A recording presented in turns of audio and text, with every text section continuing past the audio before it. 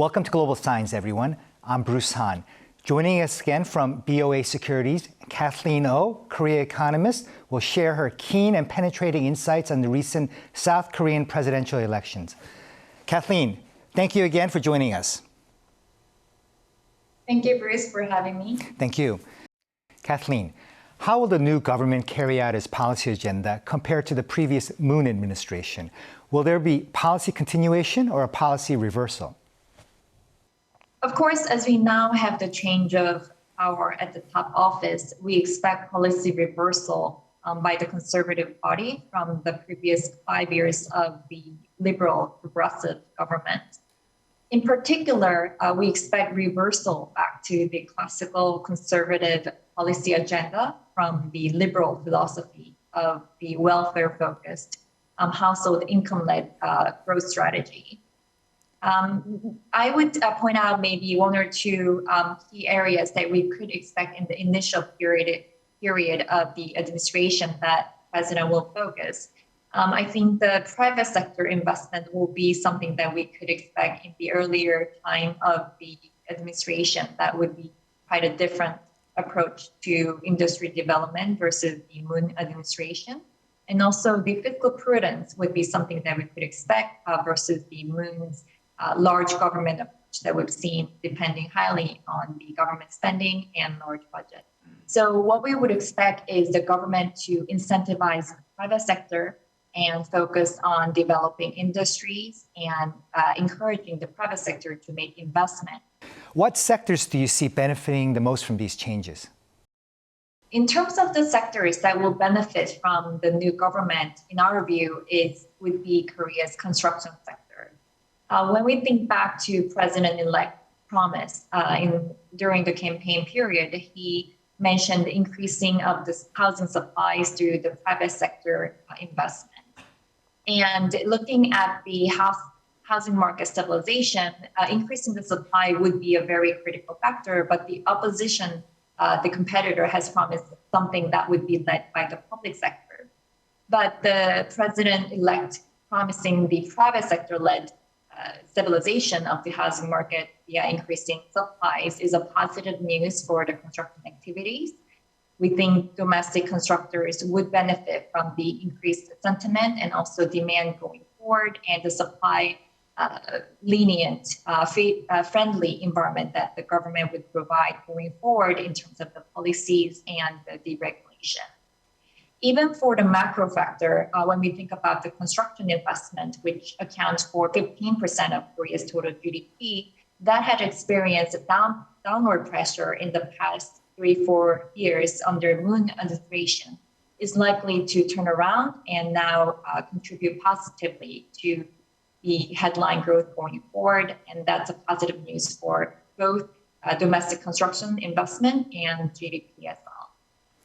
Now, how do you expect monetary policy to change after the election? In our view, monetary policy would not be something that would be affected by the changes in the politics.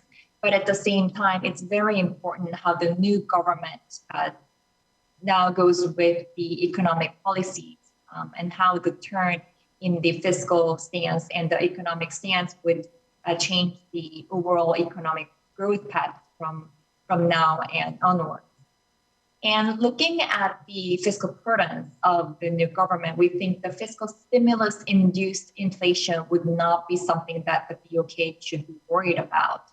But when we think about the external environment right now, the Ukrainian crisis causing the jump in commodities prices and oil prices, that's something that the BoK would focus on even more. And I think it's very positive that we have gotten the uncertainty factor removed now in terms of the politics locally. So BoK can really focus on the economic policies and the inflationary environment in conducting their monetary policy going forward. So our view does not change after the election. We continue to expect one more rate hike in the third quarter this year and another one in the first quarter next year. And the BoK will be very closely monitoring the inflationary environment, and perhaps the risk is tilted to more hikes if the above 3% or even 4% inflation kicks in the next few months. President-elect Yoon pledged to increase the supply of housing as a way to solve the current real estate problem. Is this feasible? And what upcoming changes do you foresee for the real estate market? President-elect Yoon has been promising increasing of housing market, of housing supplies, and promises the house price stabilization. And we think in the long term, it is possible that the government could increase supplies down the road. But realistically, when we think about the timeline and the time-consuming nature of the construction activities, even if the government gives the permission to allow construction for the housing market, it would take at least 3-4 years to see a meaningful increase in supplies that could stabilize the housing price.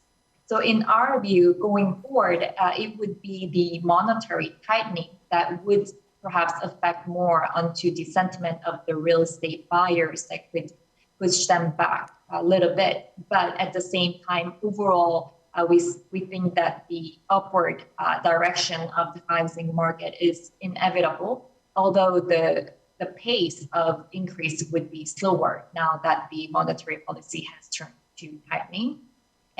But going forward down the road, 3-4 years, we think the government-led housing supply could stabilize the prices in the more medium term, but not necessarily near term. Now, what do you think is the first economic problem that the new administration must tackle?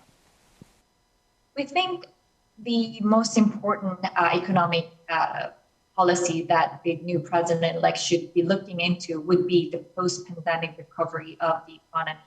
And of course, when he was running for the presidency, he promised there could be more fiscal stimulus helping the small businesses and the household sector consumption. And he did mention 50 trillion Korean won supplementary budget that would help the household sector consumption and the small businesses to recoup from the pandemic.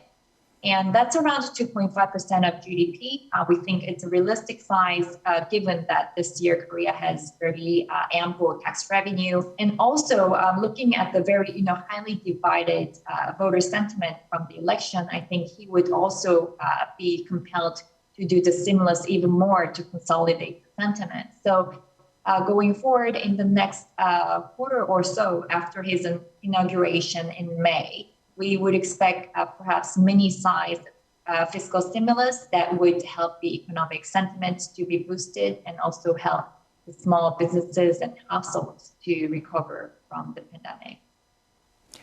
Kathleen Oh, outstanding Korea economist for BoA Securities. Thank you so much for being with us today and sharing your penetrating insights on the recent presidential election. Thank you very much, Bruce. Thank you. That does it for us today. Thank you so much for being with us. Until we meet next time, please be safe, healthy, and vigilant.